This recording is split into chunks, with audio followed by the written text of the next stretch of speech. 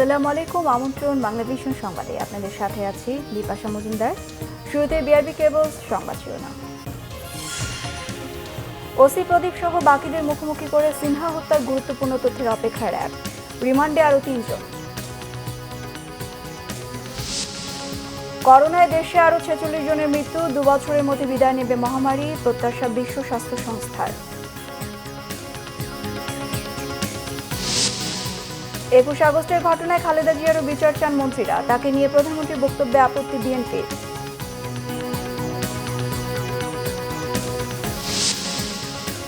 টানা বৃষ্টিতে ঢাকা সহ বিভিন্ন জায়গায় জনভোগান্তি, নদ নদীর পানি বাড়তে থাকায় বন্যা পরিস্থিতির ফের অবনতি।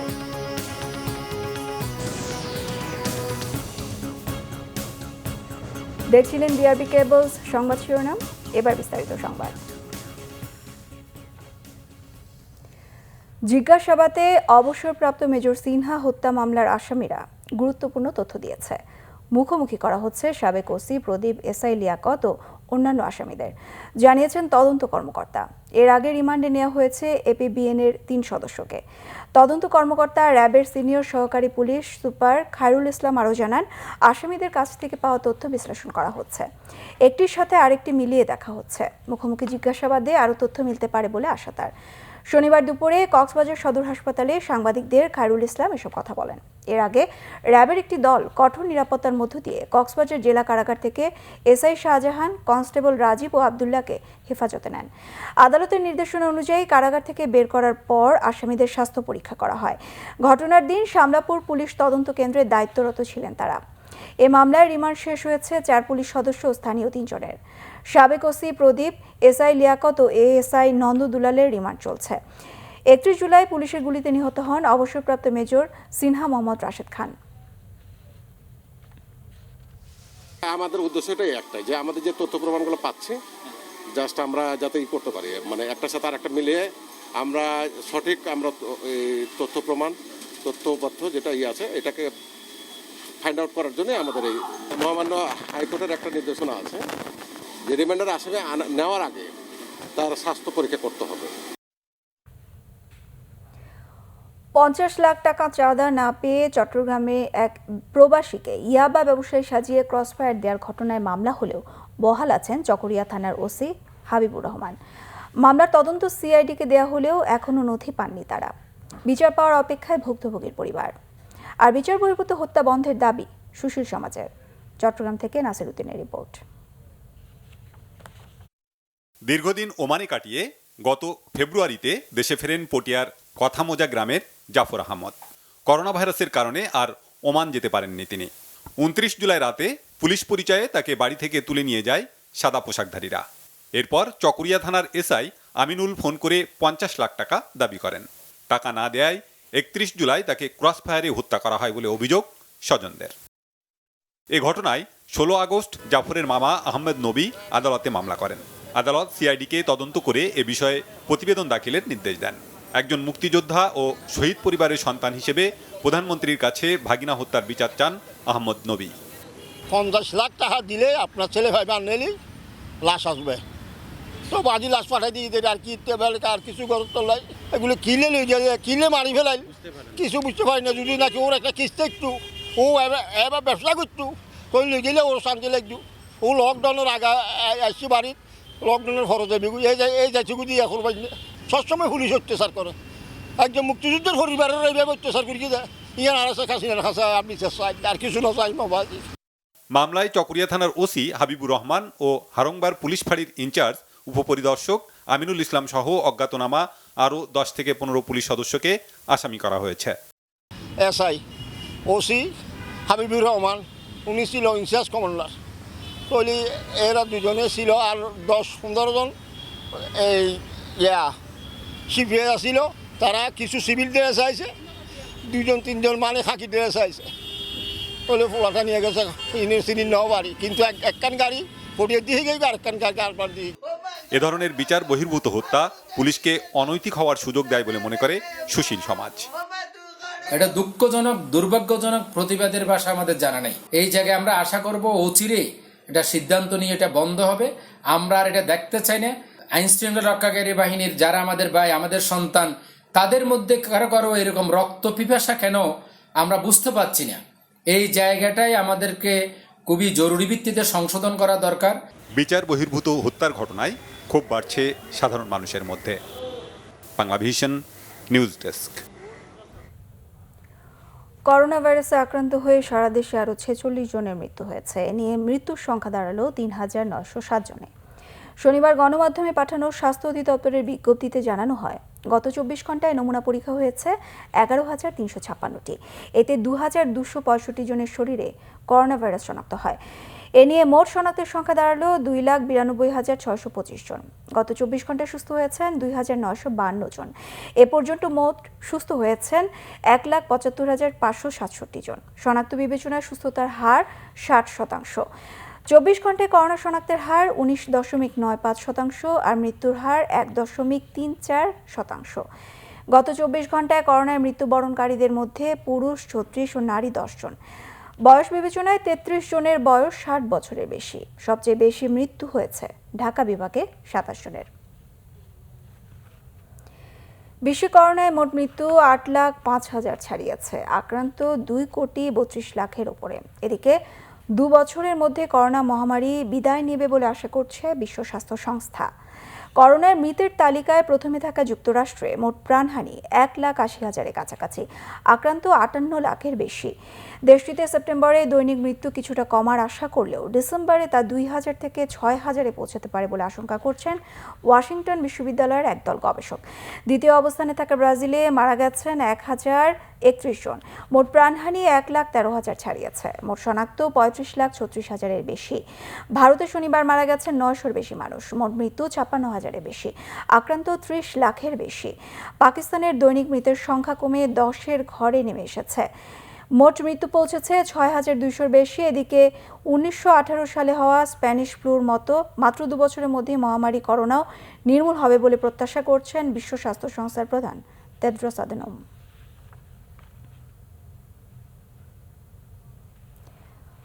15 আগস্ট বঙ্গবন্ধুকে সপরিবারে হত্যার ধারাবাহিকতা হিসেবে রাষ্ট্রীয় পৃষ্ঠপোষকতায় 21 আগস্ট শেখ হাসিনাকে হত্যার উদ্দেশ্যে হামলা করা হয়েছিল বলে অভিযোগ করেছেন আওয়ামী লীগের সাধারণ সম্পাদক ওবায়দুল কাদের। আর তথ্যমন্ত্রী ডক্টর হাসান মাহমুদ বলেছেন, 21 আগস্ট গ্রেনেড হামলার ঘটনায় বেগম খালেদা জিয়ার দায় এড়াতে পারেন না, তাকেও বিচারের আওতায় আনার প্রয়োজন। রাজশাহী সড়ক জোন বিআরটিসি এবং বিআরটিএ কর্মকর্তাদের সাথে ভিডিও কনফারেন্সে অংশ নেন সড়ক পরিবহন ও সেতুমন্ত্রী ওবায়দুল কাদের। এ সময় তিনি বলেন, করোনাকালে স্বাস্থ্যবিধি মেনে গণপরিবহন চলাচলের অনুমতি দেয় সরকার। আসন সংখ্যা অর্ধেক খালি রেখে ভাড়া সমন্বয়ের কথা থাকলেও অনেকেই এখন আসন খালি না রেখে ভাড়া বেশি নিচ্ছে। পূর্বের ভাড়ায় ফিরে যাওয়ার বিষয়ে দ্রুত সিদ্ধান্ত নেয়ার কথা বলেন ওবায়দুল কাদের। আসন খালি না রাখলে এবং স্বাস্থ্যবিধি না থাকলে যাত্রী সাধারণ অতিরিক্ত ভাড়া দেবে কেন? 21 আগস্টে গ্রেনেড হামলায় রাষ্ট্রযন্ত্রকে পরিকল্পিতভাবে ব্যবহার করে হামলা চালানো হয়েছিল। এটা দিবালোকের মতোই পরিষ্কার।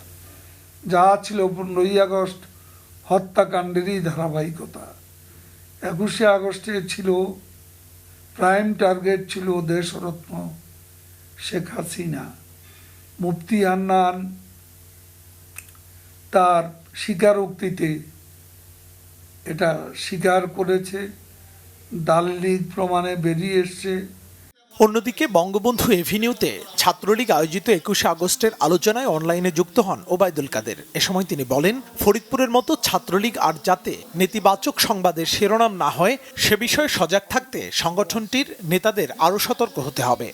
ছাত্রলীগের যে ইমেজ ইদানিং গড়ে উঠেছে, ফরিদপুরের ছাত্রলীগ সভাপতির মতো নেতা অপকর্মকারী ছাত্রলীগে যেন আর অনুপ্রবেশ করতে না পারে, আমি সে ব্যাপারে ছাত্রলীগের নেতা কর্মীদের অনুরোধ করছি।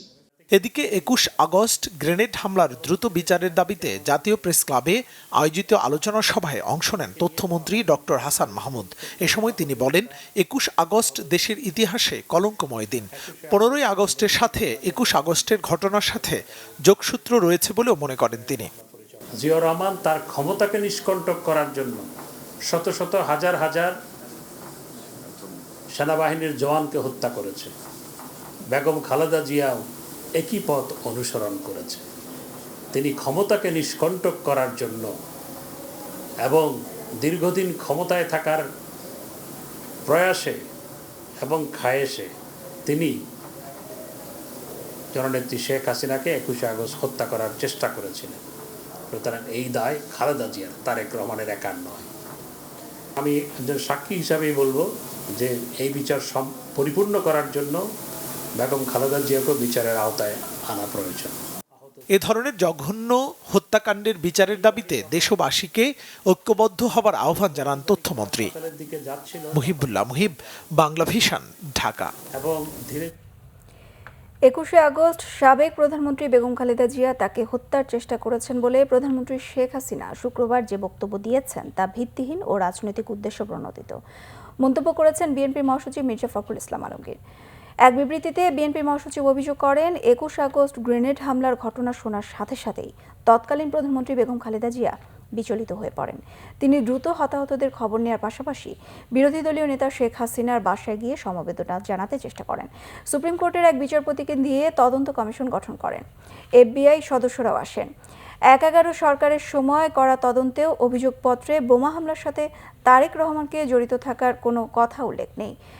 বেগম খালেদা জিয়ার নাম কেউ কখনোই উচ্চারণ করেনি। তারেক রহমানকে জড়িত করা হয়েছে আওয়ামী লীগ আমলে রচিত সম্পূরক চার্জশিটে। এতেই প্রমাণ হয় রাষ্ট্রশক্তি প্রয়োগ করে রাজনৈতিক উদ্দেশ্যে কল্পিত চার্জশিট তৈরি করা হয়েছে। বেগম খালেদা জিয়া, তারেক রহমান সহ বিএনপিকে ধ্বংস করার একটি সুদূরপ্রসারী নীল নকশা বাস্তবায়নের জন্যই 21 আগস্ট সংক্রান্ত মামলায় বিএনপিকে জড়ানো হয়েছে। এদিকে 21শে আগস্ট গ্রেনেড হামলা আওয়ামী লীগ ও আন্তর্জাতিক ষড়যন্ত্রের ফল বলে মন্তব্য করেছেন বিএনপির সিনিয়র যুগ্ম মহাসচিব রুহুল কবির রিজভী।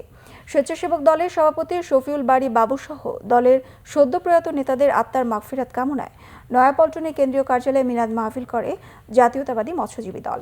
এতে প্রয়াত নেতাদের রুহের মাগফিরাত কামনায় দোয়া ও মোনাজাত করা হয়। এর আগে রুহুল কবির রিজভী অভিযোগ করেন, 21শে আগস্ট পুলিশ নিরাপত্তা দিয়ে মুক্তাঙ্গনে আওয়ামী লীগের সমাবেশের ব্যবস্থা করলেও হঠাৎ কেন তা দলীয় কার্যালয়ের সামনে সরিয়ে নেওয়া হয়েছিল জনগণ তা জানতে চায়।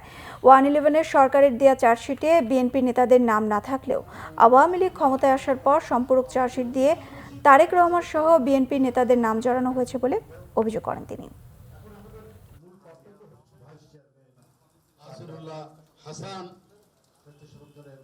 বড় ধরনের আওয়ামী লীগের দেশীয় এবং আন্তর্জাতিক ষড়যন্ত্রের ফল হচ্ছে 21শে আগস্ট বোমা হামলা। দেশের বেশিরভাগ অঞ্চলে চলমান বৃষ্টি আরও 3 দিন অব্যাহত থাকবে বলে জানিয়েছে আবহাওয়া অফিস। সমুদ্র বন্দরগুলোতে 3 নম্বর স্থানীয় সতর্ক সংকেত দেখিয়ে যেতে বলা হয়েছে। মৌসুমী বায়ু বাংলাদেশের উপর সক্রিয় রয়েছে এবং উত্তর বঙ্গোপসাগরে প্রবল অবস্থা বিরাজ করছে। এ কারণে ঢাকা, ময়মনসিংহ, খুলনা, বরিশাল, চট্টগ্রাম ও সিলেট বিভাগের বেশিরভাগ জায়গায় বৃষ্টিপাত হচ্ছে, যা আরও কয়েকদিন অব্যাহত থাকতে পারে। বৃষ্টির কারণে দিন ও রাতের তাপমাত্রা অপরিবর্তিত থাকতে পারে। আবহাওয়া অফিস জানিয়েছে, সাগর এলাকায় বৃষ্টিপাত কমে আসলেও স্থলভাগে আরও 3 দিন পর্যন্ত হালকা বৃষ্টিপাত চলমান থাকবে।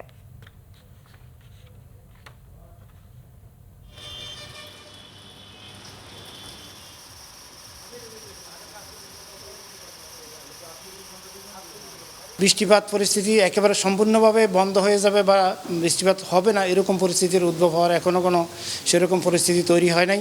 হয়তো বৃষ্টিপাতের ধারা তুলনামূলকভাবে 1 থেকে 2 দিনের মধ্যেই কিছুটা কমে আসবে, কিন্তু বৃষ্টিপাত সম্পূর্ণরূপে বন্ধ হয়ে যাবে না। তবে বৃষ্টিপাত বন্ধ যদি কমেও আসে, তাও কিন্তু দেশের দক্ষিণাঞ্চলে বৃষ্টিপাত পরিস্থিতি কিন্তু অব্যাহত থাকার সম্ভাবনা রয়েছে। টানা বৃষ্টিতে দেশের উত্তর ও পূর্বাঞ্চলে মেঘনা অববাহিকার প্রধান নদীগুলোর পানি বাড়ছে, ফলে কোথাও কোথাও দীর্ঘস্থায়ী বন্যায় বেড়েছে দুর্ভোগ। দেশের দক্ষিণ পশ্চিম এবং দক্ষিণ মধ্য উপকূলীয় অঞ্চলে মাঝারি থেকে ভারী বৃষ্টিপাতের সম্ভাবনা থাকায় ওইসব অঞ্চলগুলোর বন্যা পরিস্থিতি অপরিবর্তিত থাকবে বলে জানিয়েছে বন্যা পূর্বাভাস ও সতর্কীকরণ কেন্দ্র। টানা বৃষ্টিতে টাঙ্গাইলের সবগুলো নদীর পানি বেড়েছে, প্লাবিত হয়েছে নতুন নতুন এলাকা। দীর্ঘদিন ধরে পানিবন্দী সদর, বাসাইল, কালিহাতী ও মির্জাপুর উপজেলার প্রায় 2.5 লাখ মানুষ। খাবার ও পশুখাদ্যের চরম সংকট সহ দুর্গত এলাকায় দেখা দিয়েছে পানিবাহিত নানা রোগ। এদিকে অবিরাম বৃষ্টিতে গোপালগঞ্জের 5 উপজেলার 114টি বিলের পানি বেড়ে নতুন নতুন এলাকা প্লাবিত হয়েছে। 325টি গ্রামের অন্তত 20,000 পরিবার রয়েছে দুর্ভোগে। এসব এলাকার বসতবাড়ি, চলাচলের রাস্তা, মাছ চাষের পুকুর, সবজি, আউশ ধান ও আমনের বীজতলা পানিতে তলিয়ে। অন্যদিকে মুন্সিগঞ্জের পদ্মা, মেঘনা ও ধলেশ্বরী নদীর পানি কমতে থাকায় জেলার বন্যা পরিস্থিতির কিছুটা উন্নতি হলেও বন্যা কবলিত শ্রীনগর, লৌহজং, টঙ্গিবাড়ি, সিরাজদি খান ও গজারিয়া বানভাসীদের দুর্ভোগ যেন পিছু ছাড়ছে না। পানিবাহিত রোগ, গোখাদ্যের অভাব ছাড়াও নদী তীরবর্তী এলাকার হাজারো পরিবার রয়েছে ভাঙন আতঙ্কে। হুমকিতে অনেক সরকারি বেসরকারি স্থাপনা। বাগেরহাটে 4 দিনের টানা বৃষ্টিতে নদ নদীর পানি বাড়ায় জোয়ারের পানিতে প্লাবিত হয়েছে নিম্নাঞ্চল। জেলা শহরের প্রধান বাজার, মোরেলগঞ্জ বাজার সহ বিভিন্ন বাজার ও সড়ক তলিয়ে গেছে পানিতে। ভেসে গেছে কয়েক হাজার মৎস্য ঘেরের মাছ। দিশেহারা হয়ে পড়েছেন মৎস্য ও সবজি চাষিরা। প্রবাসী ছিলাম দীর্ঘ কয়েক বছর, কিছু টাকা জমিয়ে দেশে আসছি, সেই টাকা ঘেরে ইনভেস্ট করছি। টোটালি ঘের আমার একবার লস, আমি এখন নিঃস্ব হয়ে গেছি। পানিতে আমাদের ঘের বেরি যা আছে সবই ভেসে গেছে। এখন মানুষ হাহাকার, এছাড়া করে অন্য কোনো ব্যবসা নাই। বঙ্গোপসাগরে সৃষ্ট লঘুচাপ আর কয়েকদিনের টানা বৃষ্টিতে মোংলা উপকূলীয় অঞ্চলের নদ নদীতে স্বাভাবিকের চেয়ে কয়েক ফুট পানি বেড়েছে। ফলে মোংলার কানাইনগর থেকে জয়মনি পর্যন্ত দীর্ঘ 10 কিলোমিটার বেড়ি বাঁধের ব্যাপক ক্ষয়ক্ষতি হয়েছে। জোয়ারের পানি ঢুকে তলিয়ে গেছে অনেক মৎস্যঘের ও বসতবাড়ি। অন্যদিকে সুন্দরবনের অভ্যন্তরে বিস্তীর্ণ এলাকা তলিয়ে আছে জোয়ারের পানিতে। এতে হুমকির মুখে বন্য প্রাণীগুলো। এদিকে ভারী বৃষ্টিতে মোংলা বন্দরের সবকটি বাণিজ্যিক জাহাজের পণ্য খালাস অনেকটা বন্ধ। সুন্দরবনের অন্যান্য সমাজের তুলনায় প্রায় 2 থেকে 3 ফুটই বেশি পানি হয়েছে। এই 3 ফুট পানি যদি এইভাবে হয় তাহলে বন্যপ্রাণী যেগুলো আছে স্বাভাবিকভাবে অ্যাডাপ্টেশন থাকার কথা, তারপরে আমার বিশ্বাস বেশ কিছু বন্যপ্রাণীর জায়গা আবাসস্থলে ক্ষতি হয়ে যায়। কুড়িগ্রামে স্যাটেলাইটের মাধ্যমে centre for environmental and geographic information services ভাঙন কবলিত এলাকায় লাল ও হলুদ পতাকা টাঙিয়ে তথ্য প্রদান করছে। দাতা সংস্থা স্টার্ট ফান্ড বাংলাদেশ ভাঙন কবলিতদের সরাতে আর্থিকভাবে প্রতিটি পরিবারকে 4,500 টাকা করে দিচ্ছে। সুচরিতা সূচি, বাংলা ভিশন নিউজ ডেস্ক। না ফেরার দেশে চলে গেলেন খ্যাতিমান ভাস্কর মৃণাল হক। শুক্রবার দিবাগত রাত 2টার দিকে শেষ নিঃশ্বাস ত্যাগ করেন তিনি। বাদ আসর গুলশানের আজাদ মসজিদে নামাজের জানাজা শেষে মৃণাল হককে দাফন করা হয় মিরপুর বুদ্ধিজীবী কবরস্থানে। জিনিসটাকে সবার ভিতর ছড়িয়ে দেওয়া এবং সেটা আমি সাকসেসফুলি। 1958 সালের 9 সেপ্টেম্বর রাজশাহীতে জন্ম নেয় স্থাপত্য শিল্পকর্মী মৃণাল হক। তার নির্মিত ভাস্কর্যের মধ্যে রাজধানীর পরিবাগে রাজসিক, সুপ্রিম কোর্টের অ্যানেক্স ভবনের সামনে স্থাপিত মুরাল, প্রধানমন্ত্রী কার্যালয়ের সামনে রত্নদ্বীপ সহ দেশের বিভিন্ন জায়গায় রয়েছে নানা স্থাপত্য। ঢাকা বিশ্ববিদ্যালয়ের চারুকলা ইনস্টিটিউটে ভর্তি হয়ে 1984 সালে তিনি মাস্টার্স সম্পন্ন করেন। 1995 সালে আমেরিকায় পাড়ি দিলেও 2002 সালে আবারও দেশে ফিরে আসেন মৃণাল হক। 62 বছর বয়সী মৃণাল হক দীর্ঘদিন ধরে ভুগছিলেন শারীরিক সমস্যায়। শুক্রবার রাতে শারীরিক অবস্থার অবনতি হলে হাসপাতালে নেয়ার পর চিকিৎসকরা তাকে মৃত ঘোষণা করেন। আব্বু যে কাজ করেছে সরকারের জন্য হোক, যার জন্য হোক, খুব প্যাশন থেকে করেছে, দেশটাকে সুন্দর করার ইচ্ছা থেকে কাজগুলো করেছে। তো সরকারের কাছে যদি কিছু বলার থাকে, এটা বলার আছে যে বাংলাদেশে যাতে আরও অপরচুনিটি দেয় অন্য আর্টিস্টদেরকে। আমার আব্বুর এটাই ইচ্ছা ছিল। তো আশা করি যে ঢাকা শহরে আর্টের কাজ বাড়তে থাকবে। মৃত্যুর সংবাদ শুনে শেষবারের মতো দেখতে গুলশানের বাসায় ছুটে যান তার সহকর্মী ও স্বজনরা। ওর একটা ছিল যে সাধারণ পাবলিকের সামনে ওর শিল্পকর্মটা তুলে ধরা। এর জন্য কিন্তু আপনারা দেখেছেন বিভিন্ন পাবলিক প্লেসে ওর কিন্তু আছে। ওর তেমন কোনো নিজস্ব তেমন গ্যালারি কিন্তু ও কিন্তু করে নেই। সে খুব সহজ সরল এবং সবার সাথে সহজভাবে মেশার চেষ্টা করতো এবং মিশত। ব্যক্তিগত উদ্যোগে অনেক ফিলান্থ্রপিক কাজ উনি করতেন, যেটা উনি প্রচার করাও পছন্দ করতেন না। এমনকি আমাদের বন্ধুদের কাছে উনি সবসময় বলতেন না। শিল্পকর্মের মধ্য দিয়েই ভবিষ্যৎ প্রজন্মের কাছে বেঁচে থাকবেন ভাস্কর মৃণাল হক। রিয়াদ তালুকদার, বাংলা ভিশন, ঢাকা। করোনা ভাইরাসের ধাক্কা কাটিয়ে ওঠার চেষ্টা চলছে দেশের অর্থনীতিতে। মে থেকে প্রতি মাসে ব্যবসা বাড়ছে এমন তথ্য দিচ্ছে দেশের কর্পোরেট প্রতিষ্ঠানগুলো। বিশ্লেষকরা বলছেন, বর্তমান পরিস্থিতিও যদি বিরাজ করে তাহলে অর্থনীতি মূলধারায় ফিরতে খুব একটা সময় লাগবে না। রপ্তানির নেতৃত্বে থাকায় দেশে অর্থনীতি অনেকটা প্রতিচ্ছবি যেন পোশাক খাত। আসার কথা, কোভিড পরবর্তী মে মাস থেকে দ্রুত অর্থনীতি ধারায় ফিরতে শুরু করেছে খাতটি। এখন প্রতি মাসে আগের মাসের চেয়ে রপ্তানি বাড়ছে 8,000 কোটি টাকার বেশি। পোশাক খাতের বাইরে অন্য খাতগুলো অর্থনীতি ধারায় ফিরছে, তথ্য মিলছে কর্পোরেট প্রতিষ্ঠান থেকে।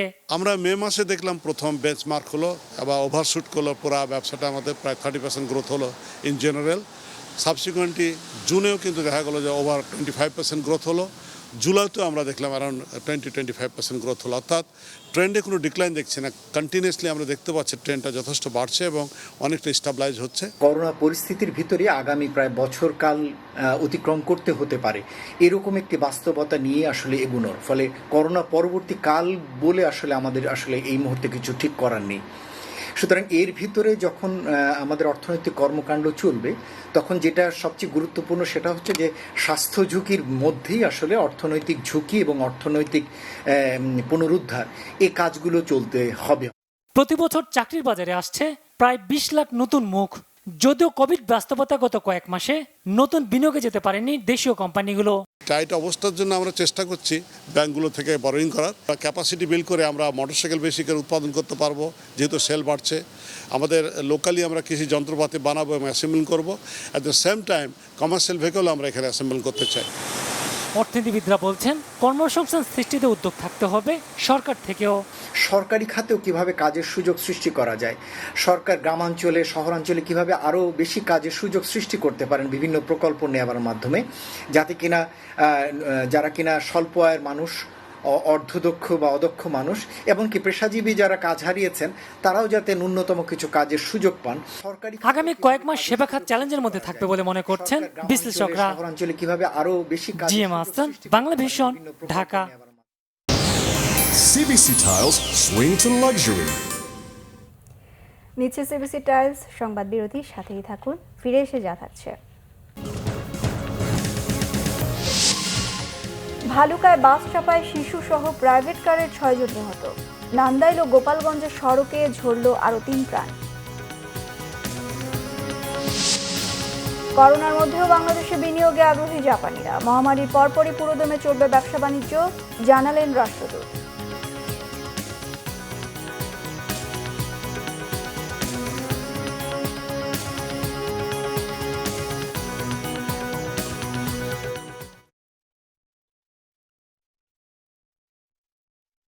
সড়ক দুর্ঘটনায় ময়মনসিংহের ভালুকায় শিশুসহ 6 জন ও নান্দাইলে 2 জন নিহত হয়েছেন। আহত হয়েছেন আরও 4 জন। এদিকে গোপালগঞ্জে সড়ক দুর্ঘটনায় 1 জন নিহত হয়েছেন। ময়মনসিংহ প্রতিনিধি অমিত রায়ের রিপোর্ট। সপ্তাহ পার না হতেই ময়মনসিংহের 2 জায়গায় আবারও সড়ক দুর্ঘটনায় প্রাণ গেল 8 জনের। দুর্ঘটনায় আহত হয়েছে 4 জন। শনিবার সকাল 8:45টার দিকে ঢাকা ময়মনসিংহ মহাসড়কের ভালুকা উপজেলা সদরের ডিগ্রি কলেজের সামনে বাস প্রাইভেট কার সংঘর্ষে ঘটনাস্থলে শিশুসহ 6 জন নিহত হয়। নিহতদের মধ্যে 4 জন একই পরিবারের সদস্য ও সবাই প্রাইভেট কারের যাত্রী। তারা হলেন হাসনা, তার ছেলে হাসিবুল, বোন নাজমা, শাশুড়ি জান্নাত, আত্মীয় বিল্লাল হোসেন ও প্রাইভেট কার চালক মনির। হালুয়াঘাট থেকে ছেড়ে আসা ইমাম পরিবহনের বাসটি বিপরীত দিক থেকে আসা প্রাইভেট কারটিকে চাপা দেয়। ইউটার্ন নেওয়ার সময় ইমাম পরিবহনের গাড়ি নিয়ন্ত্রণ হারিয়ে এই প্রাইভেট কারের উপরে উঠে দেয়। দেখি গাড়িটা যখনই বাসের ভিতরে চলে যায় তখন আমরা অনেক সকলের সার্বিক সহযোগিতায় এই গাড়িটা আমরা ওই পিছিয়ে দেই এবং ওই প্রাইভেট কারটা আমরা উদ্ধার করতে সক্ষম হই। এদিকে জেলার নান্দাইলে গরু বোঝাই ট্রাকের সাথে কাভার্ড ভ্যানের মুখোমুখি সংঘর্ষে গরু ব্যবসায়ী শহীদুল ও মুস্তাকিম নিহত হয়েছেন। দুর্ঘটনায় আহত 4 জনের চিকিৎসা চলছে স্থানীয় হাসপাতালে। অন্যদিকে সড়ক দুর্ঘটনায় গোপালগঞ্জে নিহত হয়েছে 1 জন। Nazneen Akhtar, Bangla vision, news desk. Corona মহামারী সত্ত্বেও বাংলাদেশে বিনিয়োগে জাপানি কোম্পানিগুলোর আগ্রহ নষ্ট হবে না বলে জানিয়েছেন দেশটির রাষ্ট্রদূত Naoki Eto'o. Dhaka chamber of commerce and industry আয়োজিত ভার্চুয়াল আলোচনায় কথা বলেন তিনি। মহামারী শেষ হওয়ার সাথে সাথে জাপানি কোম্পানিগুলো বাংলাদেশে ব্যবসা বাণিজ্য পুরোদমে শুরু করবে বলেও জানান রাষ্ট্রদূত। তিনি বলেন, মাতারবাড়ি কয়লা বিদ্যুৎ কেন্দ্র ও গভীর সমুদ্র বন্দর সহ বাংলাদেশে বর্তমানে জাপানি অর্থনৈতিক সহায়তা সংস্থা জাইকা পরিচালিত 7টি প্রকল্প চালু আছে। করোনা মহামারী সত্ত্বেও এই প্রকল্পগুলো যথাসময়ে শেষ হবে জানান তিনি।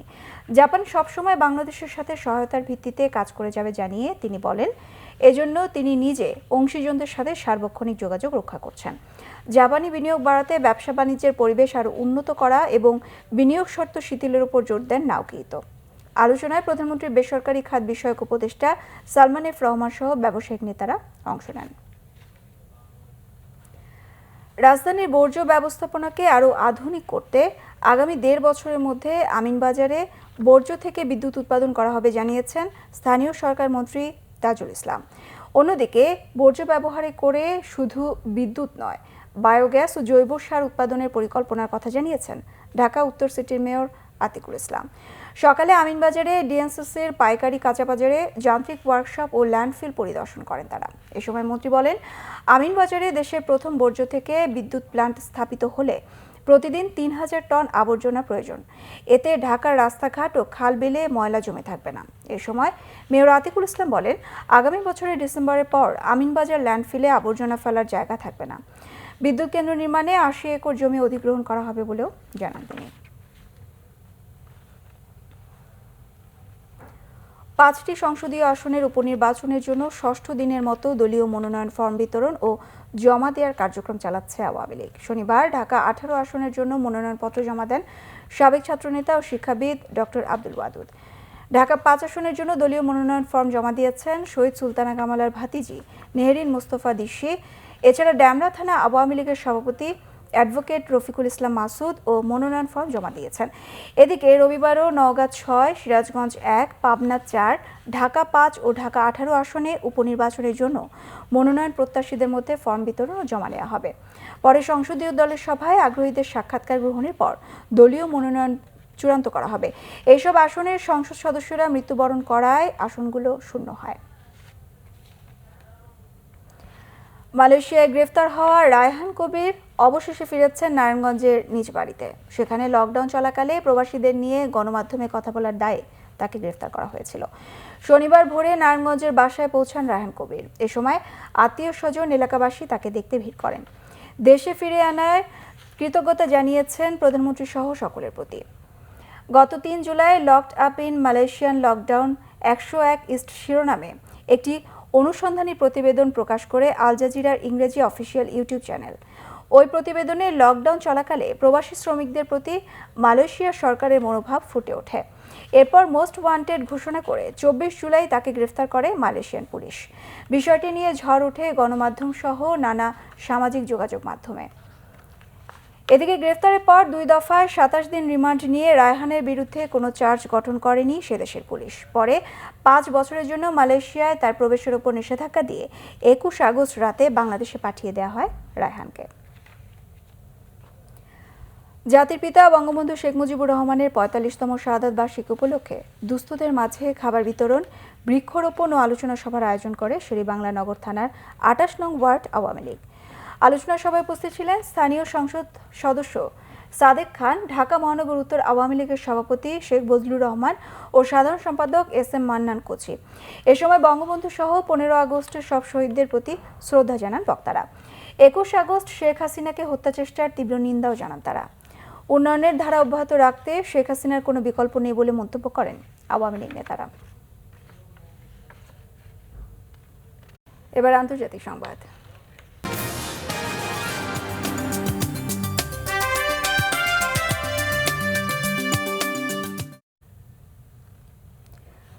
যুক্তরাষ্ট্রের ক্যালিফোর্নিয়া রাজ্যের ভয়াবহ দাবানল রুখতে অস্ট্রেলিয়ার সহযোগিতা কামনা করেছেন গভর্নর গ্যাভিন নিউসাম। সেখানে এ পর্যন্ত আগুনে পুড়ে মৃত্যু হয়েছে 6 জনের, আহত অর্ধশত। শুক্রবার পর্যন্ত ক্যালিফোর্নিয়া রাজ্যের 560টি জায়গায় দাবানল ছড়িয়ে পড়ে। পুড়ে গেছে প্রায় 2000 কিলোমিটার এলাকা। গেল কয়েকদিন ধরে চলা এসব দাবানল রুখতে রাজ্যটির অন্তত 12,000 ফায়ার সার্ভিস কর্মী চেষ্টা চালিয়ে যাচ্ছে। কোথাও কোথাও আগুনের পরিমাণ দ্বিগুণ বেড়ে গেছে। 2.25 লাখ বাসিন্দাকে নিরাপদ স্থানে সরে যেতে বলেছে জরুরি বিভাগ। দাবানল নিয়ন্ত্রণে আনতে পার্শ্ববর্তী অরেগন, নিউ মেক্সিকো, টেক্সাস রাজ্যের সহযোগিতা চেয়েছেন গভর্নর গ্যাভিন নিউসাম। এছাড়া গেল কয়েক মাস আগে অস্ট্রেলিয়ায় ভয়াবহ দাবানল নিয়ন্ত্রণে অংশ নেওয়া অভিজ্ঞ ফায়ার সার্ভিস কর্মীদের আহ্বান জানান তিনি। ক্যালিফোর্নিয়ায় গেল কয়েকদিনে 12,000-এর বেশি বজ্রপাতে এ দাবানলের সৃষ্টি হয়েছে বলে জানিয়েছে আবহাওয়া বিভাগ।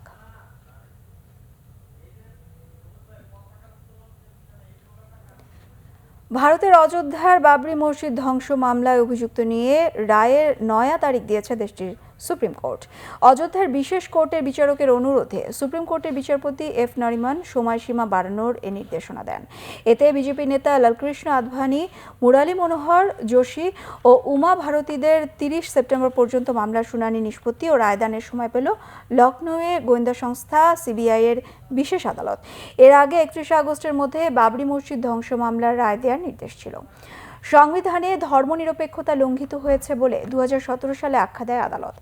মামলার শুনানি 2 বছরের মধ্যে শেষ করার নির্দেশনাও দেওয়া হয় তখন।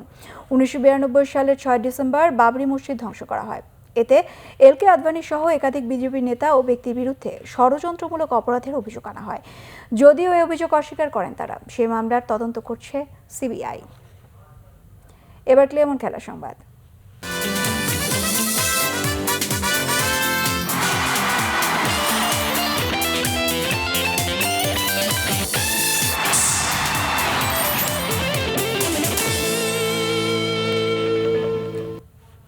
ফুটবল প্রসঙ্গ। 3 মেয়াদে ফুটবল উন্নয়নে ব্যর্থ কাজী সালাউদ্দিন প্রয়োজনে নেতৃত্বে পরিবর্তন চান বললেন সাবেক জাতীয় ফুটবলাররা। আসন্ন বাফুফে নির্বাচনে তরফদার রুহুল আমিনকে সভাপতি পদে দাঁড়ানোর প্রস্তাব তাদের। নির্বাচনে ফুটবল অন্তঃপ্রাণ ব্যক্তিদের ভোট দিতে ভোটারদের প্রতি আহ্বান রাখেন জাতীয় পুরস্কারপ্রাপ্ত ফুটবলাররা। আগামী 3 অক্টোবর বাংলাদেশ ফুটবল ফেডারেশনের নির্বাচন। তফসিল ঘোষণা 3 সেপ্টেম্বর। 139 জন ভোটার বেছে নেবেন বাফুফের নতুন কমিটি। সাবেক ফুটবলারদের অভিযোগ, কাজী সালাউদ্দিন ও তার পরিষদের 3 মেয়াদে উন্নয়নের বদলে অবনতি হয়েছে ফুটবলের। ফিফা র্যাঙ্কিংয়ে বাংলাদেশের অবস্থান 187। তৃণমূল থেকে ঘরোয়া ফুটবলের অবস্থাও বিবর্ণ। ব্যর্থ নেতৃত্বের পরিবর্তন চান কাজী সালাউদ্দিনের কমিটিতে থাকা সাবেক তারকা ফুটবলার শেখ মোহাম্মদ আসলাম। তার সাথে একমত গাফফার, জনি, চুন্নদের মতো সাবেক জাতীয় ফুটবলাররা। গত 12 বছর আমার সৌভাগ্য হয়েছিল বাংলাদেশ ফুটবল ফেডারেশনের সঙ্গে সংযুক্ত থাকার। স্বাধীনভাবে কাজ করার ওই ধরনের কোনো স্বাধীনতা পাইনি এবং কাজ করার কোনো পরিবেশও পাইনি। যারা বর্তমানে আছেন সবার উপর শ্রদ্ধা রেখে বলতে চাই, ইনাফ ইজ ইনাফ। আমাদের সুষ্ঠু পরিকল্পনা এবং সুষ্ঠু ব্যবস্থাপনা না থাকার জন্যে এবং অদক্ষ কারিগর নিয়ে কোনো ভালো জিনিস তৈরি করা যায় না। নির্বাচনে কাজী সালাউদ্দিনের প্রতিদ্বন্দ্বী হিসাবে বাংলাদেশ জেলা ও বিভাগীয় ফুটবল অ্যাসোসিয়েশনের মহাসচিব ও বাংলাদেশ ফুটবল ক্লাবস অ্যাসোসিয়েশনের সভাপতি তরফদার রুহুল আমিনকে পছন্দ তাদের। এর আগে সভাপতি পদে লড়াইয়ের আগ্রহ দেখিয়েও পরে সরে দাঁড়ান রুহুল আমিন। তার মত বদলানোর আশায় সাবেকরা। আমরা মনে করি আমরা দীর্ঘদিন যাবৎ তরফদার রুহুল আমিনকে পেয়েছি, একজন বিশিষ্ট ক্রীড়া সংগঠক, শিল্পপতি, বিত্তবান, বাংলাদেশ ফুটবল ফেডারেশনের সর্বোচ্চ সভাপতি। সেখানে আমরা দেখতে চাই এবং আমরা তার হাতকে শক্তিশালী করার জন্য আমরা যতগুলি জাতীয় দলের সাবেক খেলোয়াড় আছি আমরা তার সাথে আছি। ভোটার যারা, তাদেরকে আমি বলবো যে প্লিজ আপনারা আপনাদের ভোটটা সুচিন্তিতভাবে দিন, যাতে আমাদের ফুটবলের পরবর্তীতে এগিয়ে যেতে পারি। এরই মধ্যে নির্বাচনী প্রচারণা চালিয়ে যাচ্ছেন তরফদার আমিন। যশোরে যোগ দেন জাতীয় শোক দিবস উপলক্ষে দোয়া ও আলোচনা অনুষ্ঠানে। মানিক মাহমুদ, বাংলা ভিশন, ঢাকা। তাইকোয়ান্ডো। আগামী 3 সেপ্টেম্বর শুরু হবে পুমসে তাইকোয়ান্ডো প্রতিযোগিতা। জাতীয় ক্রীড়া পরিষদ জিমনেশিয়ামে 3 দিনের এই প্রতিযোগিতা চলবে 5 সেপ্টেম্বর পর্যন্ত।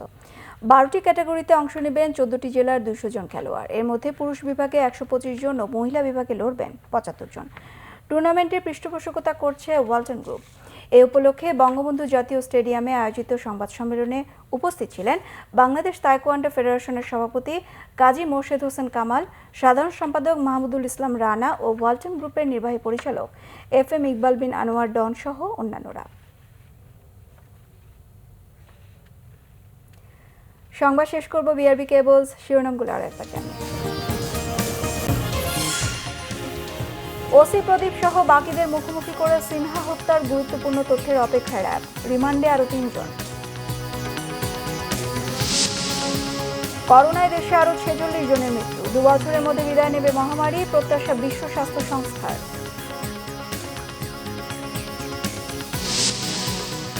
21 আগস্টের ঘটনায় খালেদা জিয়ারও বিচার চান মন্ত্রীরা, তাকে নিয়ে প্রধানমন্ত্রীর বক্তব্যে আপত্তি বিএনপির।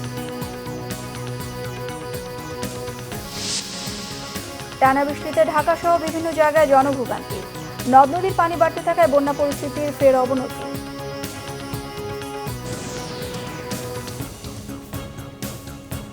এই ছিল এখনকার মতো, পরের সংবাদ দেখার আমন্ত্রণ রইল। এছাড়া বাংলাভিশন সংবাদ ও সংবাদ সংশ্লিষ্ট অনুষ্ঠান দেখতে লগ ইন করুন facebook.com/বাংলাভিশনে, সাবস্ক্রাইব করুন youtube.com/বাংলাভিশন নিউজ। সঙ্গে থাকায় ধন্যবাদ।